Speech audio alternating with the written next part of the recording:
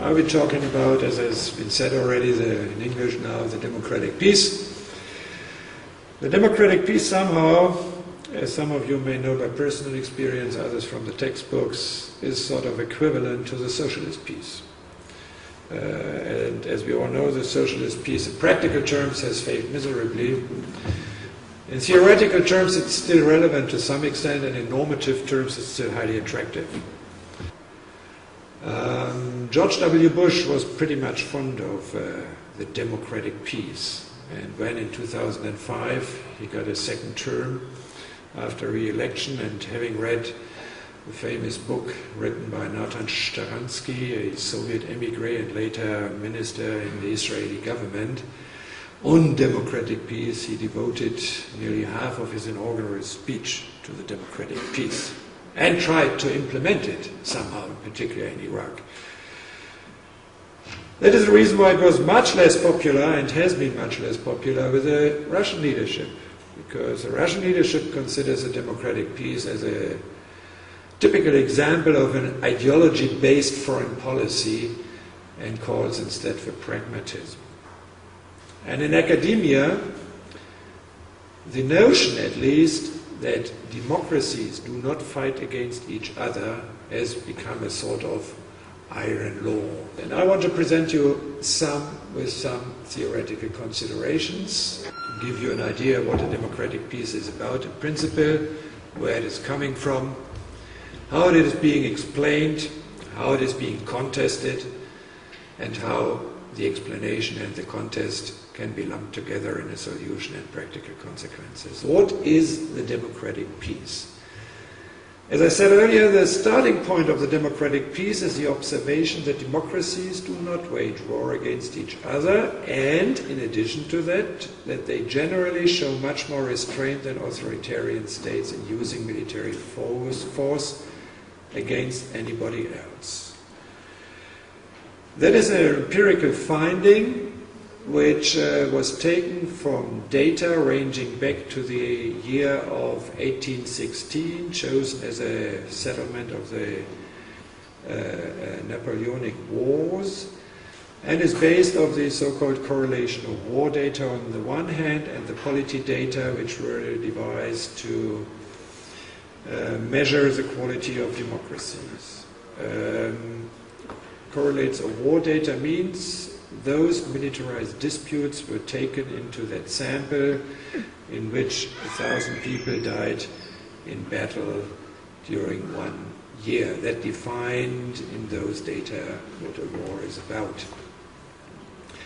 And the empirical finding was, as a matter of fact, and if you scrutinize your memory, you will come to a similar conclusion, that it is really hard to find democracies that have fought against each other. So, what is the theoretical implication of that empirical finding? The theoretical implication is that the decisive factor for the external behavior of states and the war proneness of states is their political regime. The nature of their political regime, democratic versus authoritarian in all its variants. And there is certainly, if you buy that theoretical implication, there is certainly also a practical implication. That means if you are striving for eternal peace on earth, the big human goal and the big human challenge, you have to make sure that the whole globe becomes democratic, after all. If you are scholars of international relations, you're certainly familiar with it. If you take up the political realism, the determining factor of state behavior is not the political regime, but the anarchical nature of the international system that makes a fight for survival the decisive driving force for the behavior of any states. And if states do not submit to that iron law, they will simply disappear. However, having said that the political regime is a decisive factor, and having pointed to the empirical finding that democracies do not wage war against each other, and in addition to that, that democracies show much more restraint in fighting wars in principle, This theory of democratic peace exists in two versions. One is the so-called monadic version, which subscribes to the second notion I have just mentioned, meaning that democracies are inherently more peaceful than other political regimes, so not among each others, but in principle. The other one is the so-called dyadic version, saying that one cannot exactly say that democracies show restraint in using military force against other political regimes, but it is definitely true that they do not fight war against each other. So why is it so? It is so because democracies share the same values and perceive the other as ours, contrary to autocracies whose values they detest for that very reason even more. And because that is so, because they detest the different values of authoritarian regimes, they have constantly to be aware of the inherent aggressiveness as they perceive it of autocracies, because their political system in the perception of democracies is not geared towards peaceful conflict resolution. And there's a second element. The second element concerns the international organizations. So democracies are much more better prepared and easier in entering international organizations among themselves, like the European Union and NATO to some extent. Then they are ready to enter international organizations together with autocracies, or conversely, that autocracies are setting up those international organizations. And the same holds true for the readiness to enter into economic interdependence. So the monadic version says democracies as such are more peaceful. The dyadic version says democracies are only more peaceful among themselves. So the world has to become democratic after all. What do you think about the perspectives of democratic development of Central Asia countries in the near future? Is it possible? How do you think about it?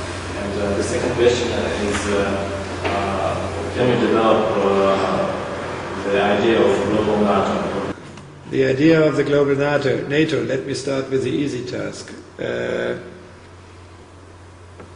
That was seriously contemplated during the Bush administration, when one thought one should get Australia and New Zealand and possibly Japan into that.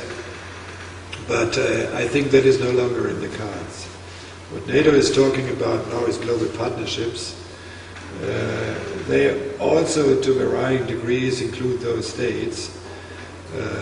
But the only issue to my mind is what's the role of NATO in the global partnerships. That is a contentious issue. The understanding of the current Secretary General, that should all be built around NATO. So NATO should be, as he called it, the hub of such global partnerships. Is it? Okay, yeah, thank you. I'm a bit more skeptical that this is really a good idea. To my mind, the hub should be the United Nations, and NATO in a rather supporting role of United Nations aims and operations. So no global NATO. The other question is really one could say, depending on the price of oil and gas, a $1 trillion question. I'm very skeptical that there are serious prospects of democratization in Central Asia. I'm skeptical for a number of reasons, which are partly empirical, partly theoretical. Empirical is the experience of Kyrgyzstan, for instance, where you had many efforts at democratization, and it is probably not accidental that they all ended the same. Secondly, a process of modernization in these countries, along the lines of modernization theory, doesn't properly function in resource-based economies. That is an experience we have been making all over the place in all those resource-rich countries which are and have been constantly authoritarian governed, like the Arabian Peninsula. So I do not see much prospects that a country like Kazakhstan or Turkmenistan, which are resource-rich, Uzbekistan to a lesser extent, would in the process of opening up, of developing their economies, of becoming part and parcel of a global economy in one way or another, would be inclined to change the political structure and the way how these countries are being run. Вы прошлись по очень многим странам постсоветского пространства в плане характеризации положения, режимов и прочих. You mentioned quite many countries of the post-Soviet space. Единственный объект, который не был затронут, на мой взгляд, как бы мы могли охарактеризовать положение режима, существующего на Южном Кавказе? How can we characterize the South Caucasus regimes Война между Азербайджаном и Арменией. and say it's a war between Azerbaijan and Armenia? Would you call it a democratic war, or which definition you would give to the war between Azerbaijan and Armenia, judging by character of regimes? Да, хорошо, перевели ваш вопрос. I could easily refer back to the scale which I have employed and which are mostly employed in those calculations, this polity scale. I don't know the figures by heart right now, but I feel fairly convinced that Azerbaijan occupies the lowest place in the range of, say, -4 or -5. Armenia a bit higher, and maybe Georgia also a bit higher, but both still in the minus area. So these can certainly not be, in that scaling sense, considered democracies. But if they were democratic, and that is quite an interesting thought experiment, if they would all of a sudden change into a democratic direction, particularly Armenia and Azerbaijan, what would that mean for the way how they would solve their conflict? Would that substantially contribute to a peaceful settlement, which is so far blocked, as we all know, in spite of many efforts, in particular also by the Russian leadership in recent time? Would they possibly lead to another military conflict because one could mobilize public sentiments and public support? And I frankly have to admit, I don't have a conclusive answer.